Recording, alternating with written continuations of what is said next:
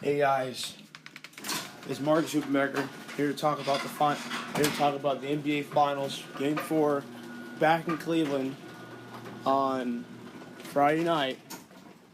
And once again, Cleveland got beat again last night in Cleveland. And they've been playing really bad ball lately ever since they got into the finals.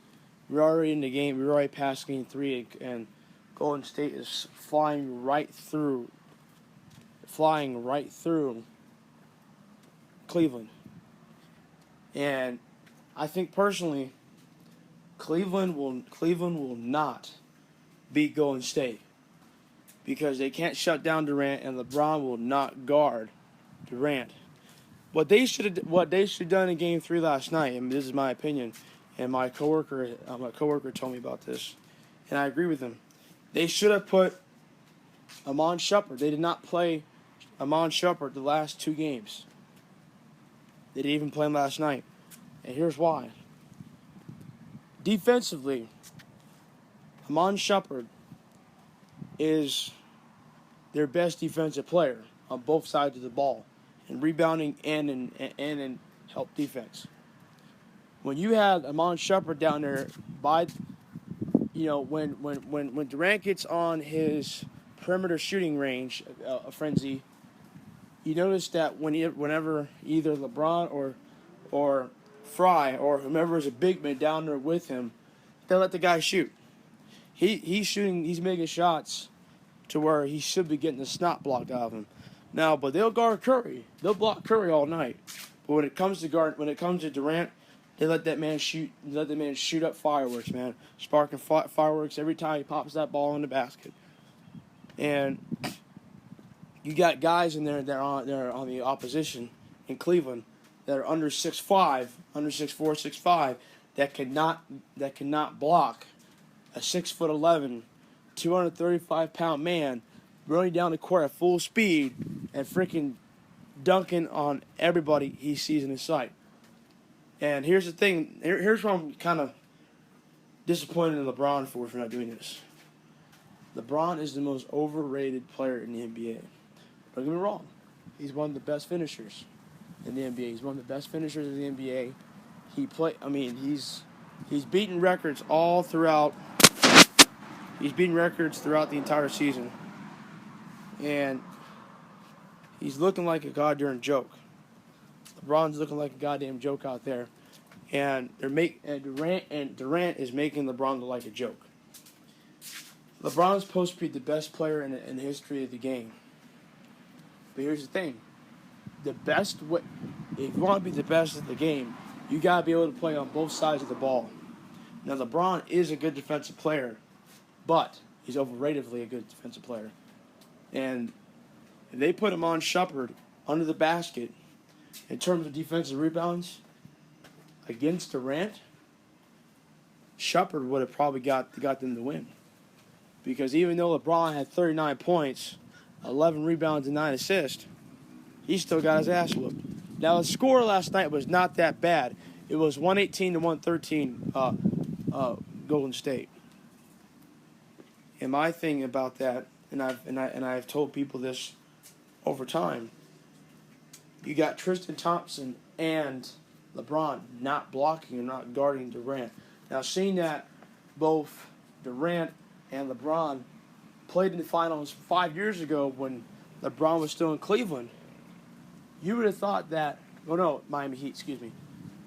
You would have thought that by now LeBron would know how to shut down Durant. He's blocked Durant before when they played in Miami. LeBron shut him down several times. He shut down Westbrook. But my thing, what's up, Raymond? But my thing about it is, you cannot have the sixth man come off the bench and just score all night. Back in the day before me and Raymond were born, or even thought of, the game was like that because they did not have three-point shots. Everything was ones and twos. Back then, the only NBA player in history, and he's a Hall of Famer, that scored a 100-point game by himself with one of the best benches that the Lakers had back in that day before me and Raymond were born, was Kareem Abdul-Jabbar. 7'3", 200 and probably 50, 65 pounds. under that basket, hitting sky hooks, popping threes, popping perimeter shots, high profile perimeter shots. He scored by himself 100 points. You got no one in the NBA to this day that cannot do that on a consistent basis. The only player in NBA history that has scored over 50 points in a game was not only Kareem Abdul-Jabbar, but it was also Kobe Bryant. People are forgetting about Kobe Bryant's 81 point game back in 2003 when the Lakers actually had a squad. The squad was full of veterans. You had Kobe, Shaq, you had freaking Luke Walton. You had all those guys that contributed to it.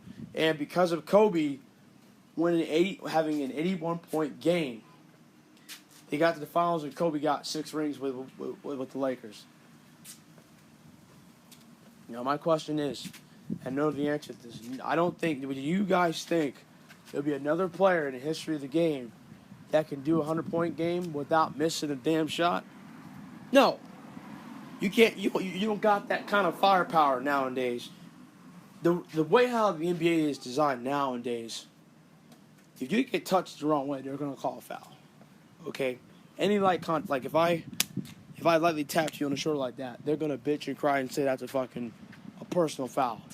Come on now. Back in the day when Jordan were playing, Jordan was interviewed by a Sports Center analyst a couple years ago. And the analyst asked Jordan, do you think the guys that are playing now... Doing Facebook Live, Tim. I'm not talking to myself. I'm doing Facebook Live. Yeah, whatever, man. It's all right, Tim. You're good, man. You're good. Neighbor's checking on me. If you have a player that can score that many points without missing a shot, you are full of shit. Because back to the interview, Jordan has said, they asked him, do you think the guys that are playing now in the later part of the 2000s that can do that now? Do you think that you got players that can play like that now, as opposed to when y'all were playing back in the day? You know what Jordan said? Jordan said how the way they played back in the day when Jordan was first coming in the NBA? No. Because how they played back then, when Jordan or Pippen went inside and they tore up the paint, you got to remember, they were both carrying the team on their back. All right? They would foul Rodman because Rodman was a good offensive rebound player. He got the boards, got him second chance efforts. But here's the thing. They would shut down Jordan inside. And Jordan was one of the best finishers in the history of the game. Now, Jordan was telling the person, he said, look, you got players nowadays that will not ever, players now, they will not be able to take the contact that we had back in the day. That's why they highly enforced the flagrant fouling system. I think that was a money thing.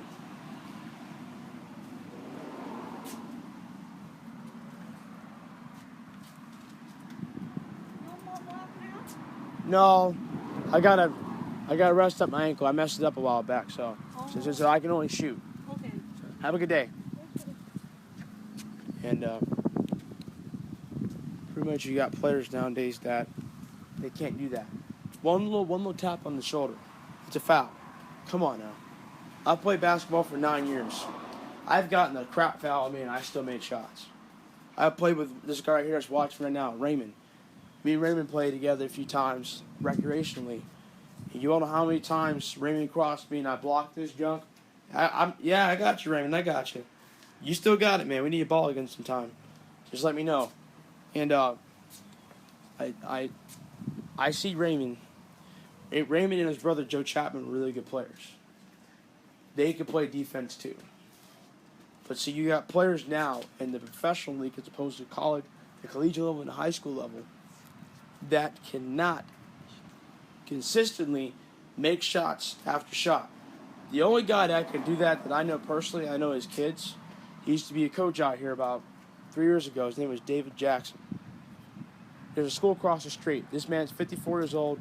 and can pop a perimeter shot from anywhere on the court consistently. And he's 54 years old, and he has and he has almost two grandbabies. I tip my hat off to Ryan's father. I had an opportunity to play a guy against him like that, and he creamed me, but it's okay. It's a learning experience. But like I said before, I think Golden State is going to shut down Cleveland for the final time on Friday night. The must-win game is out the window now. They got to come back and find a way to come back. If they don't, and they somehow beat Golden State at home tomorrow night, I'd be very shocked. I'd be surprised. But they got to put in Shumpert on the defensive side of the ball so it can stop them from getting inside and outside shots made. It was pissing off LeBron. LeBron knew what he was doing. LeBron said that they played crappy ball, and no one was guarding Durant. And they asked him, "What was your biggest threat on the court on their team?" LeBron said it was Durant.